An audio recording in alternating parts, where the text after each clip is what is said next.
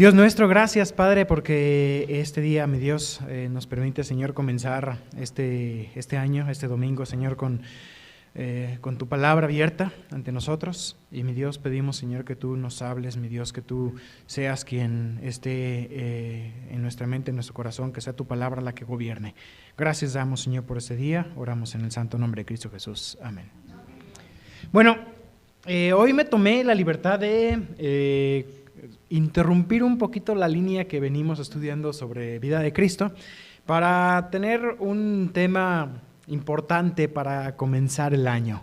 A mí me gusta mucho la exposición de la Biblia de esa forma, tomar un libro completo, porque vas entrando tú en el contexto y vas viendo qué es lo que sigue. A veces tomar un sermón donde tomas un pasaje o un tema, tienes el riesgo en el tema a veces de no explicar bien el contexto de los versículos o aún de usar un versículo fuera de su contexto. Y en el tema o sea, en este caso también que es un pasaje muy apropiado para el día de hoy, tenemos que entrar en su contexto. Y quiero invitarles a que me acompañen, por favor, en segunda carta a los Corintios, capítulo 4. Es un pasaje corto, pero no podemos estudiar un pasaje corto sin platicar un poco y entrar entendiendo lo que hay alrededor del pasaje. Para empezar, tendríamos que, para hacer justicia a un pasaje, estudiar aún la ciudad de Corinto, qué hay en la ciudad de Corinto, cómo fue fundada esta iglesia y muchos temas que quizás no tenemos el tiempo para hacerlo, pero brevemente que debemos de saber que la iglesia de Corinto fue una de las iglesias fundadas por Pablo que de alguna manera más problemas le causaban entre ellos. Tú lees, por ejemplo, un poquito más adelante, Filipenses, y en Filipenses es una iglesia que parece ser que no había mucho problema en ella. Lees Tesalonicenses, era una iglesia nuevita, creciendo, y no se menciona mucho de pecados de esa iglesia, pero la iglesia de Corinto parece ser que sí los causaba. Ahora, Corinto era una ciudad muy importante, muy grande, estaba en un lugar, era un puerto que unía dos mares, básicamente, dos pequeños océanos ahí, donde había mucho tránsito de barcos, así que había muchas situaciones de pecado en esa ciudad, de inmoralidad, y que aún llegaban hasta la iglesia. Ahora, Pablo escribe una primera carta donde él empieza a contestar muchas preguntas y muchas situaciones que había en la iglesia en Corinto. La segunda carta también lo hace, pero aquí en Corinto uno de los graves problemas que hubo, entre muchos de ellos, fue que acusaron a Pablo de que él no era un apóstol genuino, apóstol de los 12, pero Pablo había sido aparte de los 12 y empezó a ser cuestionada su autoridad. Aquel que había fundado la iglesia, que había iniciado la obra en ese lugar, ahora estaba siendo cuestionado. Y Pablo escribe también en esta segunda carta, es como una reivindicación de su ministerio, mostrando las credenciales por las cuales él decía, no quiero yo gloriarme en mí mismo, y en un momento dice, me habéis hecho pasar, o me habéis hecho ser un necio por tener yo que mostrar mis credenciales como que si yo las necesitara, pero ahora ante todo lo que está sucediendo es necesario. Una de las credenciales que Pablo menciona, y voy achicando un poquito el tema para llegar aquí al capítulo 4, es el sufrimiento que él experimentó como apóstol, que él experimentó por esa iglesia y el dolor que tenía por esa iglesia. Y aquí llegaríamos al capítulo 4. Dice, voy a leer un poco, capítulo 4, versículo 1, dice, por lo cual, teniendo nosotros este ministerio, según la misericordia que hemos recibido, no desmayamos. Antes bien renunciamos a lo oculto y vergonzoso, no andando con astucia, ni adulterando la palabra de Dios. Esas eran las acusaciones que le hacían a Pablo. Sino por la manifestación de la verdad, recomendándonos a toda conciencia humana delante de Dios. Y voy a saltar un poco, versículo 7, porque propiamente el pasaje que quiero estudiar está en los versículos 16 al 18 nada más. Dice el versículo 7, pero tenemos este tesoro en vasos de barro, para que la excelencia del poder de Dios sea de Dios y no de nosotros, que estamos atribulados en todo, mas no angustiados, en apuros, mas no desesperados, perseguidos, mas no desamparados, derribados, pero no destruidos, llevando en el cuerpo siempre por todas partes la muerte del Señor, para que también la vida de Jesús se manifieste en nuestros cuerpos. Porque nosotros que vivimos siempre estamos entregados a muerte por causa de Jesús, para que también la vida de Jesús se manifieste en nuestra carne mortal, de manera que la muerte actúa en nosotros y en vosotros la vida. Y empieza aquí Pablo a hablar acerca de todos esos sufrimientos que él vivió como apóstol, que vivió como misionero, al llevar la palabra de Dios a todos estos lugares ahí en Asia Menor, incluso en Grecia, de la cual Corintio es parte, y habla acerca de esto, de este tesoro en vasos de barro. Un vaso de barro que estaba siendo presionado por todos lados, pero dice, no se quebraba. ¿Por qué? Por la gracia de Dios. Un tesoro que era el Evangelio. Él solamente era el vaso de barro. Y él decía, no me quiero gloriar, soy un vaso de barro. El tesoro es el Evangelio. Todo este sufrimiento, sigo leyendo versículo 14, sabiendo que el que resucitó al Señor Jesús, a nosotros también nos resucitará con Jesús. Y lo interesante de este pasaje, resucitados con Jesús, habla de que somos resucitados en virtud de que estamos unidos a Él. No somos resucitados sino con Él, porque estamos unidos a Él. Cristo fue resucitado y esa es la garantía de nuestra resurrección, dice Pablo. Dice, nos presentará juntamente con vosotros también. Versículo 15. Porque todas estas cosas padecemos por amor a vosotros, para que abundando la gracia por medio de muchos, la acción de gracias sobreabunde para la gloria de Dios. Y ahora sí, entramos al tema de la predicación de hoy. Año nuevo. ¿Y de qué se trata el año nuevo? Siempre nos presentan las imágenes, ¿no?, del año viejo, ya entregando la estafeta al nuevo año, el 2019 que se terminó y llega el 2020 y llega un año que es un bebé renovado y hablamos de todo lo que son los propósitos de año. ¿Te has puesto propósitos este año? Estamos como iglesia queriendo tener el propósito de lectura bíblica, leer la Biblia. Tenemos que tener propósitos también. Y por ahí compartí una imagen en el grupo, aquellos que están también en el Facebook de la iglesia, que hablaba de esos propósitos, ¿se acuerdan? Y estaban tachados varios que normalmente son, ¿no? ¿Cuáles son los propósitos normales del año nuevo? Bajar de peso. Decía nada más que llegue la rosca y de ahí en adelante pura lechuguita, ¿no? Otro propósito de año nuevo, no, pues cambiar de trabajo, ganar más, ¿no? ¿Qué más propósitos hay en año nuevo? Normales, o sea, a lo mejor sean tuyos o no. ¿Pero cuáles son? El ejercicio, pues claro, ligado a bajar de peso, a mejorar la salud, ¿no? Porque cómo nos ha pegado la maratón Guadalupe Reyes y todo lo que conlleva. ¿Qué más propósitos podría uno tener? Dejar de fumar, dejar ciertos hábitos malos, dañinos. Pero, ¿sabes? Ahí estaba el único propósito que estaba en esa imagen que no estaba tachado. ¿Cuál era? Ser más como Cristo. No sé si ese sea considerado por ti, pero para eso nos salvó Dios. La vida cristiana es una identificación con Cristo. La vida cristiana se trata de vivir a Cristo. Eso significa ser cristiano. Eso significa ser un pequeño Cristo. Ser una imagen de Cristo. ¿Y cómo puedo yo llegar a ser como Él?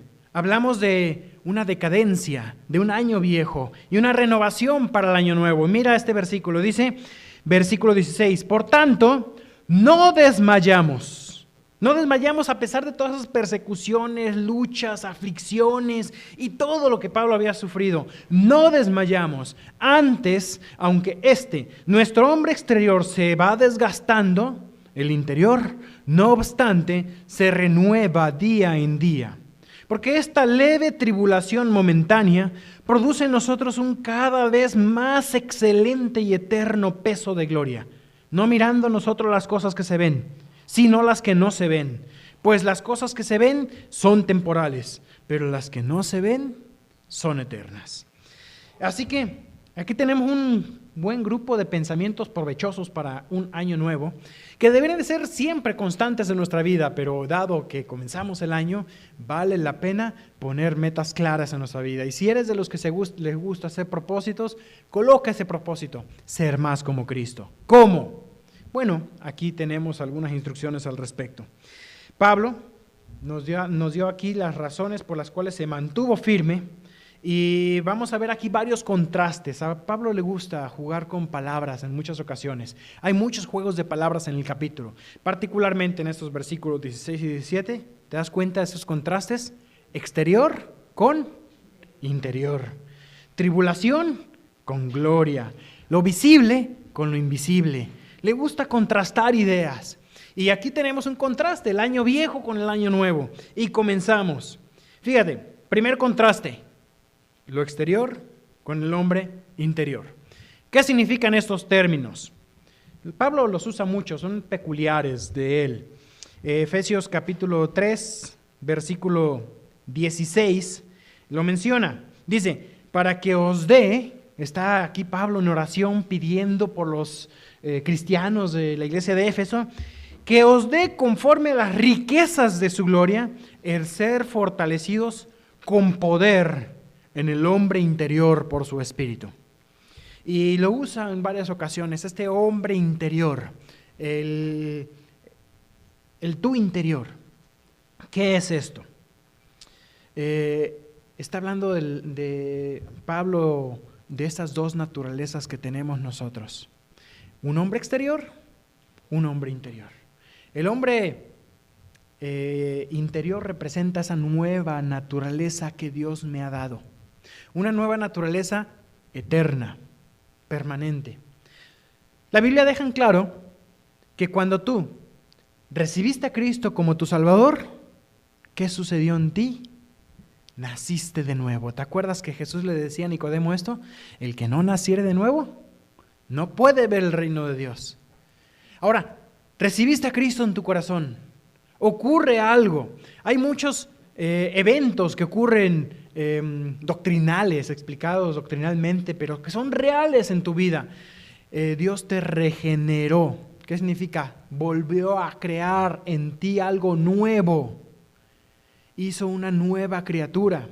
Entre otros eventos, como son también el sello del Espíritu Santo, la morada del Espíritu Santo, el bautismo con el Espíritu Santo, el bautismo en el cuerpo de Cristo.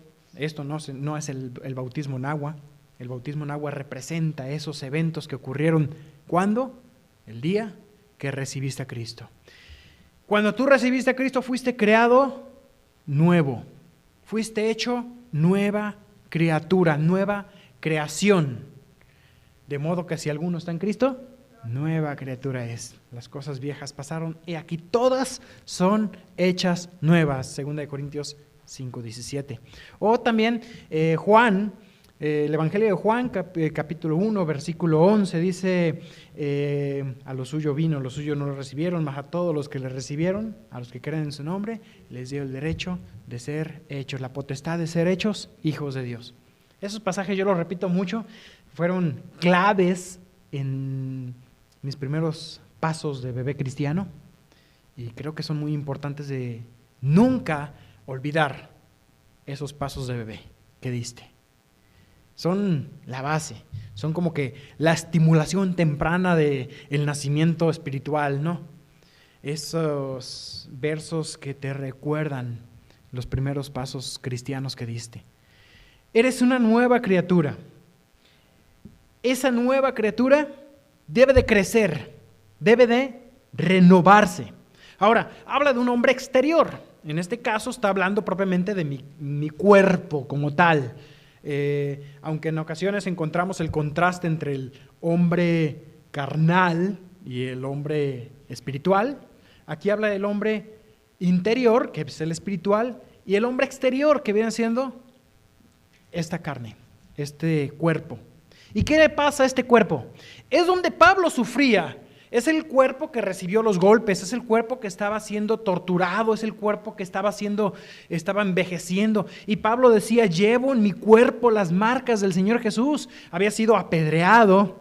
Algunos comentaristas llegan a pensar de que por todos los sufrimientos y aflicciones que Pablo había llevado, evidentemente había sido aún deformado su cuerpo. El apedreamiento judío, como les he dicho en alguna ocasión, no era agarrar piedritas, eran grandes rocas. Y además, en otro momento hablaba de sus ojos que estaban, él decía a los de Gálatas, les decía, yo sé que ustedes me tienen tanto amor que se hubieran sacado sus ojos para dármelos. Hablaba de una aflicción en su cuerpo. Entonces, era una persona que su cuerpo demostraba que había sufrido mucho. Y ese hombre exterior que se va desgastando, y vaya forma de desgastarse. Hoy bromeamos con el hecho, no, es que me corrieron sin aceite, ¿verdad? Y por terracería.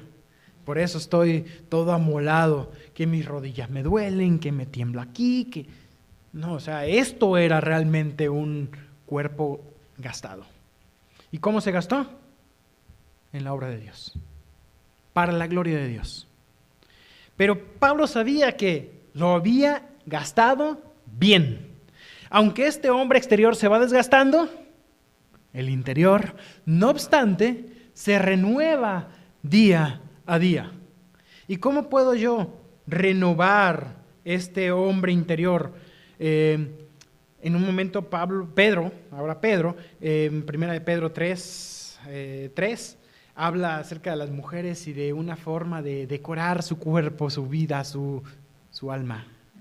Dice, vuestro atavío no sea el externo, de peinados ostentosos, de adornos de oro o de vestidos lujosos, sino el interno, el del corazón, el incorruptible ornato de un espíritu afable y apacible que es de grande estima delante de Dios. ¿Qué pide Pedro que decoren aquí las mujeres? Su hombre interior, su mujer interior. ¿Y cómo puedo yo mejorar este aspecto interno de mi vida? Con este espejo que tenemos aquí. Este espejo que refleja mi alma. Y algunos vemos, no sé, hay diferentes formas de ver la vida, ¿no? Los cumpleaños, por ejemplo.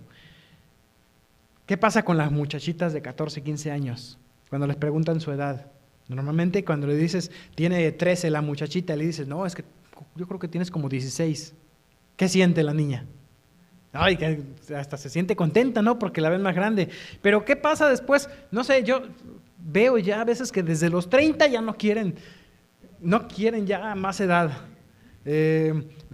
Como que ocurre algo, ¿no? Sales de los TAS, sales de los 20 y entras en los 30 y ya entras a los TAS y no vuelves a salir porque 30, 40, 50 y hasta los 90 sigues en los TAS. Y ya como que entrar a los TAS ya no quieren. Dice mi mamá que ella no se quita los años, pero desde los 40 ya no se los pone. Entonces ni se los quita ni se los pone. O una de mis hermanas, ella sí, quizás siento yo que ya menos acomplejada que algunas otras de mis hermanas. Ella dice que se agrega edad. Es su forma de ser. Entonces cuando le preguntan cuántos tiene, se agrega 4 o 5 años. Dice, yo prefiero que me digan qué bien conservada que te ves, a que me digan qué acabada te ves. Entonces, si tiene ella, ¿cuántos tendrá mi hermana? Ya no sé, creo que es como 10 años mayor que yo, entonces anda por los 50. Ella prefiere que le digan, si dice que tiene 55, no, te ves muy joven, prefiere eso. Pero, ¿y si tu alma se viera? ¿Qué edad te calcularían? Porque pasa, ¿no? ¿Cuántos años de cristiano tiene tal persona? Y de pronto ves personas que tienen apenas unos años de convertidos y te asombra su madurez. O tú también quieres que vean tu alma y te digan, no, este parece un niño, inmaduro, carnal. ¿Y cuántos años tiene de cristiano? No, pues como 20 años de cristiano ya deberías tener cierta madurez. Y este es ese hombre interior que tiene que renovarse, que tiene que decorarse, que tiene que maquillarse espiritualmente, que tenemos que ser como Cristo. Yo he visto muchachos y jovencitas de 14, 15 años que a veces tienen más madurez espiritual que algunos hombres que tienen 60 años. Y realmente es sorprendente ver ese crecimiento, esa madurez, ese hombre interior, cómo va madurando. Pero también, ¿sabes qué hemos visto? Personas que con el contacto con la Biblia, y lo hemos visto aquí, que con el contacto de la Biblia los vemos madurar de una manera increíble. Por eso queremos animar a que leas, a que te tomes este año el desafío de leer la Biblia de forma completa, para que vayas viviéndola y que no vean que tu cuerpo se va haciendo viejo y tu alma también, porque aun cuando envejecemos exteriormente, hay gente que envejece también interiormente y eso no tiene que pasar. Renuévate en Él. Fíjate que este renovarse habla acerca de esta transformación interna. La vemos por Pablo también en algunas ocasiones ahí en Romanos. Romanos, deme un segundo. Dice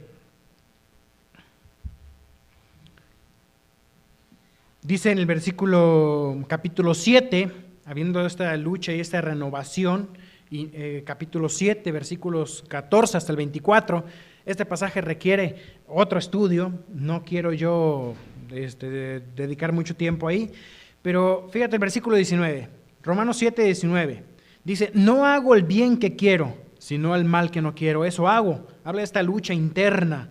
Y dice, versículo 21, así que queriendo yo hacer el bien, hallo esta ley, que el mal está en mí. Porque según el hombre interior, este hombre que Pablo dice que hay que renovar, me deleito en la ley de Dios.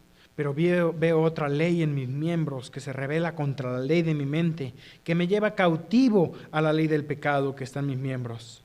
Miserable de mí, ¿quién me librará de este cuerpo de muerte? Pero mira este versículo 22. ¿En qué se deleita el hombre interior? En la ley de Dios. ¿Cómo va a madurar ese hombre interior? Con la ley de Dios, con su palabra. ¿Cómo vas a renovarte? Con su palabra. Que quede claro eso.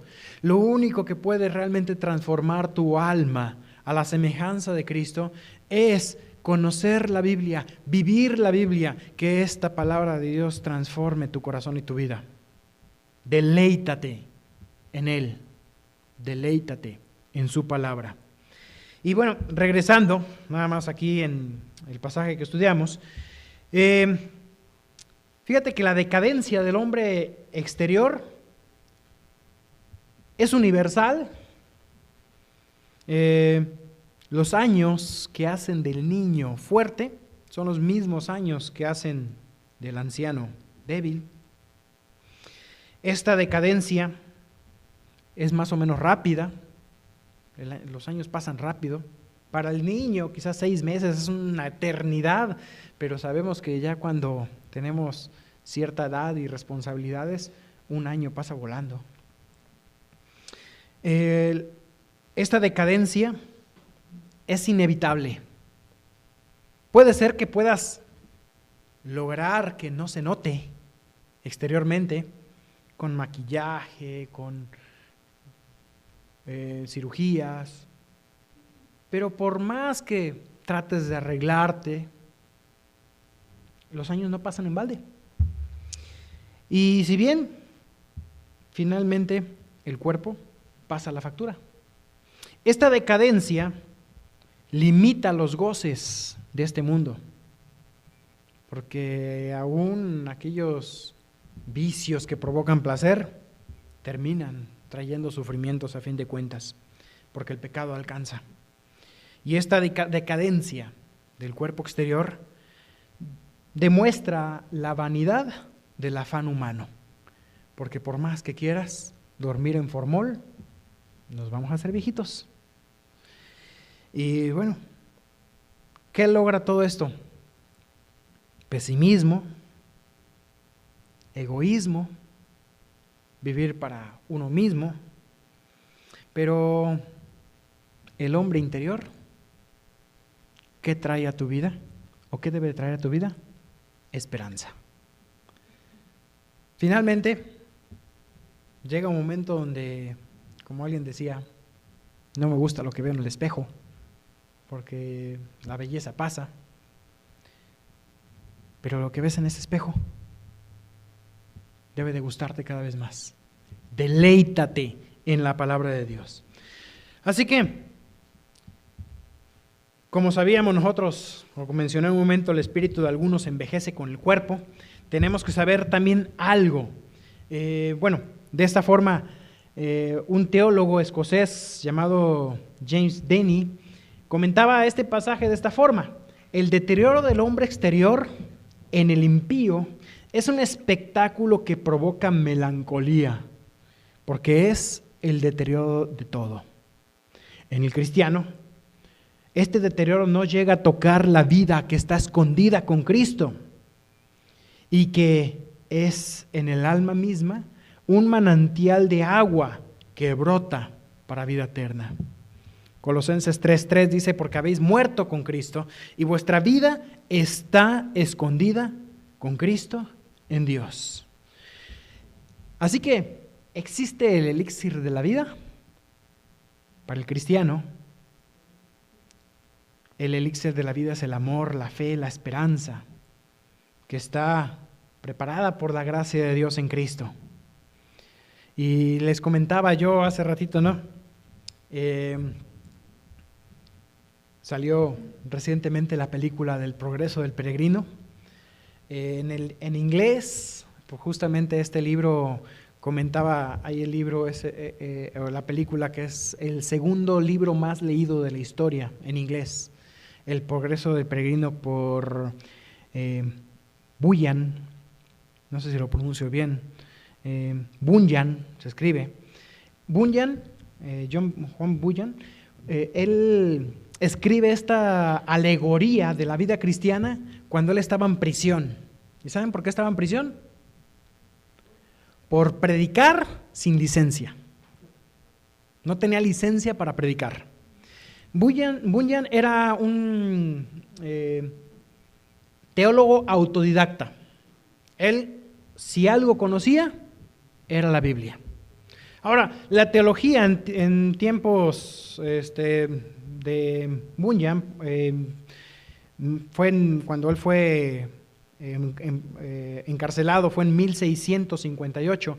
En ese tiempo se usaba mucho la alegoría para explicar las verdades de la vida. Y él fue encarcelado desde 1658 hasta 1660, y más adelante tuvo otro segundo encarcelamiento. Fue encarcelado por, como les decía, por predicar sin haber estudiado para hacerlo. Y él en su vida pasó más de 12 años encarcelado por predicar. Le pedían que se callara, pero él no quiso callarse. Y en la cárcel, él escribe lo que conocemos hoy como el Progreso del Peregrino.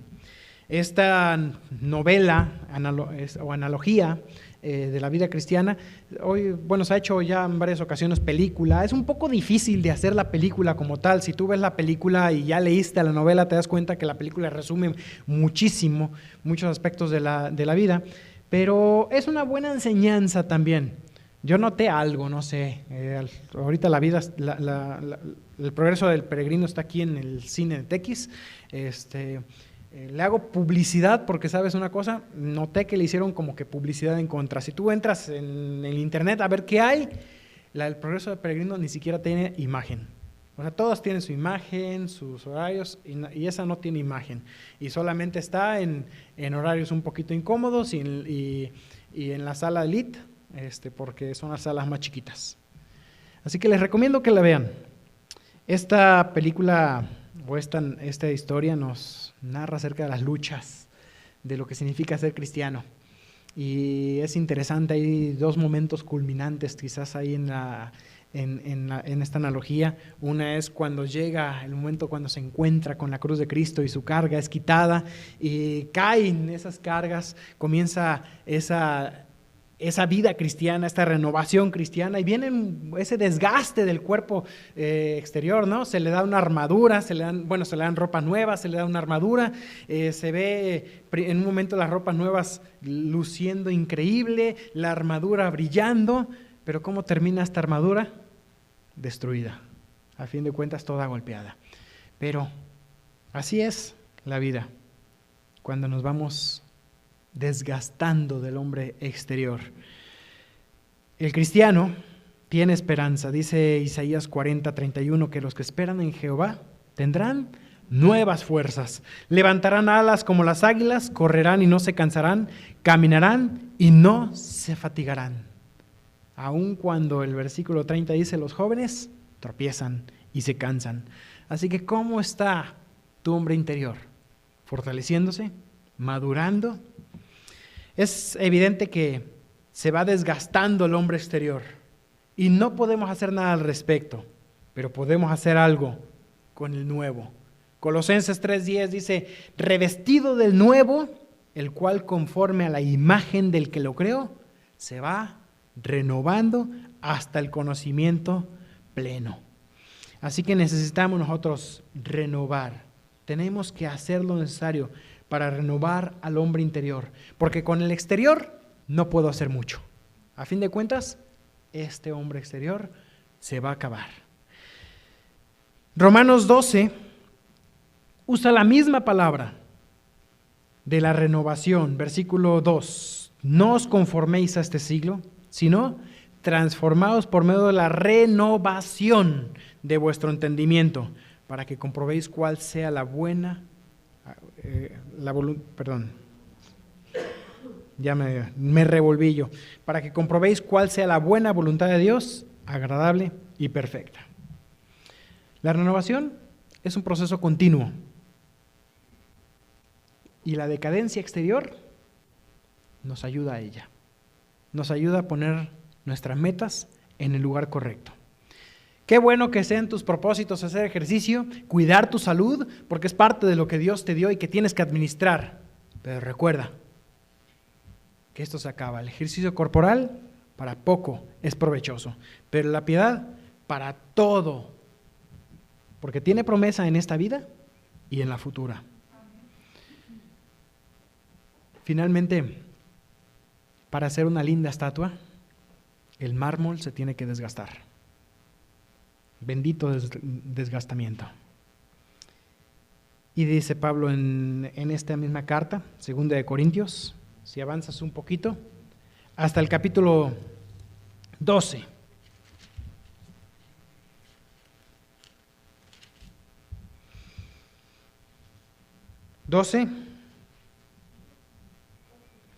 Versículo 15.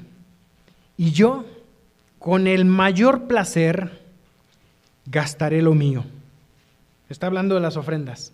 Aquí que hablaba de que él no estaba buscando que le dieran dinero. Al contrario, él iba a gastar lo suyo. Pero dice también, y aún yo mismo me gastaré del todo por amor a vuestras almas, aunque amándoos más, sea amado menos. Aun cuando lo están criticando y lo están atacando, yo me voy a gastar por ustedes, me entregaré por ustedes, porque Pablo sabía dónde poner la mira, dónde ponía su vista. Según leímos hace un momento, en el versículo 17, 2 de Corintios 4, 17 y 18 dice, no mirando, el 17 dice, porque esta leve tribulación momentánea produce en nosotros un cada vez más excelente y eterno peso de gloria. No mirando las cosas que se ven, porque si vas al espejo, ¿qué vas a ver? Lo que se desgasta. Vienen nuevas arrugas. Cada año parece ser que en lugar de contar un año más de vida, contamos me queda un año menos de vida. Y vemos más arrugas. Pero no vamos a ver en ese espejo las cosas que se ven. Vamos a ver las que no se ven. Porque las cosas que se ven son temporales. Lo que este mundo te ofrece es temporal. Los tesoros de esa tierra se acaban. Pero las que no se ven son eternas. Así podemos nosotros comenzar un año nuevo con nuevas metas. La Biblia latinoamericana, me encantó cómo traduce este versículo que leí recientemente, dice, no se pueden equiparar estas ligeras pruebas que pasan a prisa. Ligeras pruebas, ¿recuerdan?